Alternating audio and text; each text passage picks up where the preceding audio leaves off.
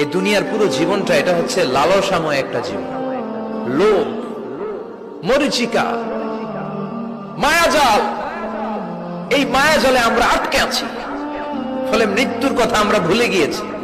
পাগলের মতো ছুটছি, আরো টাকা লাগবে, আরো খ্যাতি লাগবে, আরো যশ লাগবে, আরো দাপট লাগবে। আমার এত টাকা দিয়ে কি হবে? এত সম্পদ দিয়ে কি হবে? এত ব্যস্ততা দিয়ে কি হবে তোমার? স্টপ, থামুন, অনেক হয়েছে। আন্না,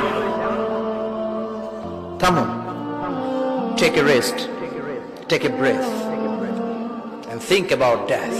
Think that you have to go back to your Lord. একটু বসেন না, একটু ভাবেন যে আমাকে চলে যেতে হবে, চলে যেতে হবে। এই কোলাহল, এই ব্যস্ততা, এগুলো থাকবে, থাকবো না আমি। সাইয়েদনা ওমর ফারুক বলেছেন, মুতু ক্বাবলা আন তামুতু, মরার আগে একবার মরো। হাসিবু ক্বাবলা আন তুহাসাবু আলাইকুম, তোমার হিসাব নেওয়ার আগে তুমি একবার নিজের হিসাবটা করো না। কাগজ বের করে একটু লিখো না, কি কি ভালো কাজ করছিলা, যেগুলো দিয়ে নাজাতের ওসিলা হতে পারে। 1 2 3, আর কি কি আকাম কুকাম করছো দেখো না, লিখে দেখো তোমার অবস্থাটা কি। মরার আগে একবার মরো। মরার আগে খাটের মধ্যে শুয়ে শটান করে চোখ বন্ধ করে একবার মরার ভান করে দেখেন কেমন লাগে।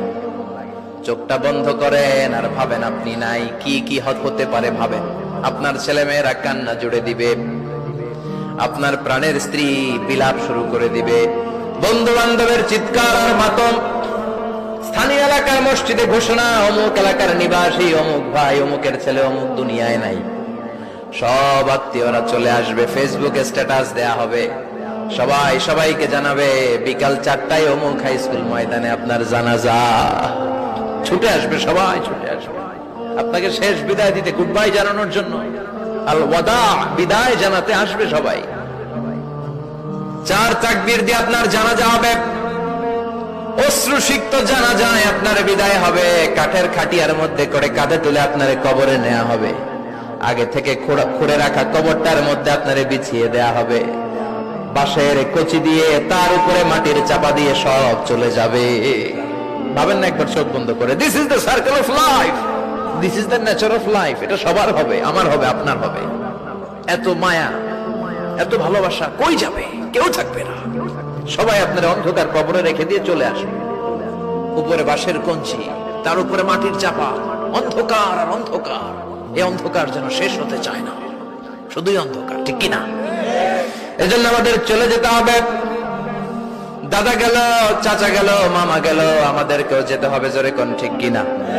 একদিন মাটির ভেতরে হবে ঘরে মন আমার, কেন বন্ধ দালান ঘর, প্রাণ পাখি উড়ে যাবে পিঞ্জর ছেড়ে।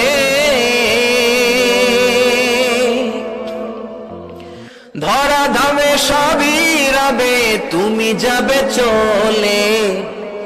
বন্ধু বান্ধব যত, মাতা পিতা যারা সুত, সবই হবে তোমার পরে। মন আমার কেন বন্ধ দালান ঘর, একদিন মাটির ভেতরে হবে ঘরে মন আমার, কেন বন্ধ দালান ঘর, ঠিক কিনা? সব করে থাকবে, চলে যেতে হবে আমাদেরকে।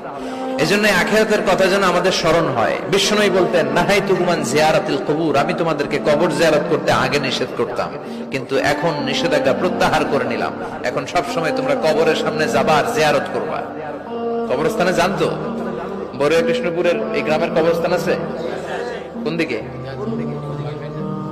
পূর্ব দিকে আছে, গোখরার জলের ওদিকে। জান আপনারা? একটু যাবেন, একটু গেলে আখিরাতের কথাটা স্মরণ হবে। ওখানে ছোট শিশুরা শুয়ে আছে, কিশোর যুবকরা আছে, আপনার মতো তাগড়া যুবক, মুরব্বীরা আছে। এরা এই এলাকায় থাকতো, এরা আকাশ থেকে নেমে আসে না, এই এলাকার সন্তান, আজ নাই। একটা সার্টেন পিরিয়ড শেষে আপনিও থাকবেন না। This is the nature of life, this is the circle of life. ছোট্ট শিশু হয়ে এসেছিলেন, শৈশব, কৈশোর, যৌবন, প্রৌঢ়ত্ব। আগে ছিলেন সিঙ্গেল, বিয়ে করে হয়ে গেলেন ডবল। এরপরে আল্লাহ আপনাকে একটা মেয়ে দিল, এরপরে মেয়েকে বিয়ে দিয়ে শ্বশুর হলেন, এরপরে ওই মেয়ের ঘরে সন্তান হতে নানা হলেন। আর কতদিন? অনেক দিন হলো তো, অনেক লম্বা সময় পেয়েছেন আপনি। Think about death. এবার যাওয়ার কথা ভাবেন, আখিরাতের সামানের কথা ভাবেন, ফিরে যেতে হবে। কি শক্তিশালী যুবক, বার্ধক্য চলে আসলে লাঠি ছাড়া চলতে পারে না। কুচকুচে কালো দাড়ি সাদা হয়ে যায়, দাড়ির শুভ্রতা, বয়সের ভার, রং ধরা যৌবন জং ধরে শেষ, ঠিক কিনা? This is the circle of life. যুবক ভাইরা, এটাই জীবন, চলে যেতে হবে, কেউ থাকতে পারবে না, ঠিক কিনা? এটা রিমাইন্ডার আল্লাহ এই সূরার ভেতরে দিয়েছেন যে তোমাদেরকে ফিরে যেতে হবে, এই লোভ লালসা ছেড়ে দাও। রব্বুল আলামিন বলেন, আলহাকুমুত তাকাসুর হাত্তা যুরতুমুল মাকাবির। ও গোলাম, দুনিয়ার সম্পদ, লোভ লালসা তোদেরকে পাগল বানিয়ে দিয়েছে।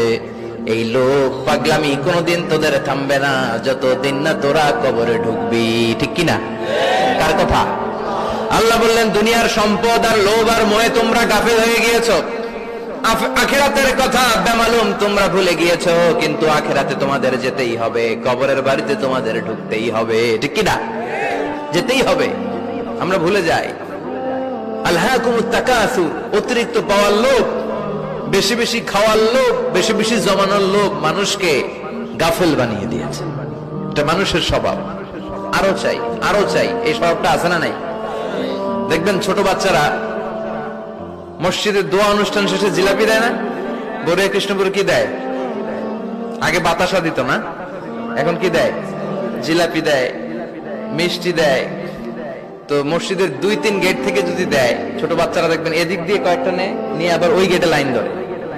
ওর হাত হলো ছোট হাত, ওর হাত ভর্তি জিলাপি, আর নেওয়ার জায়গা না, এরপর আরেক জায়গায় লাইন ধরছে, আরো লাগবে আরো লাগবে, এই আরো আরো আরো চাই, এই স্বভাবটাই মানুষকে কুড়ে কুড়ে শেষ করে দিয়েছে। এত লাগবে কেন তোমার? চাহিদার কোনো শেষ নাই, unlimited demand of human being. যার আছে বেশি তার চাই বেশি, যার সাইকেল আছে তার হুন্ডা চাই, হুন্ডা আছে তো প্রাইভেট কার চাই, প্রাইভেট কার আছে তো প্লেন চাই, প্লেন আছে তো হেলিকপ্টার চাই, হেলিকপ্টার আছে তো ওইটা চাই, ওইটা আছে তো সেটা চাই, ঠিক কিনা? এলাকার মেম্বার যে হয়েছে চেয়ারম্যান হতে চায়, আছে না নাই? চেয়ারম্যান সাহেব এমপি হতে চায়, আছে না নাই? এমপি সাহেব মন্ত্রী হতে চায়, আছে না নাই? মন্ত্রী সাহেব প্রধানমন্ত্রী হতে চায়, আছে না নাই?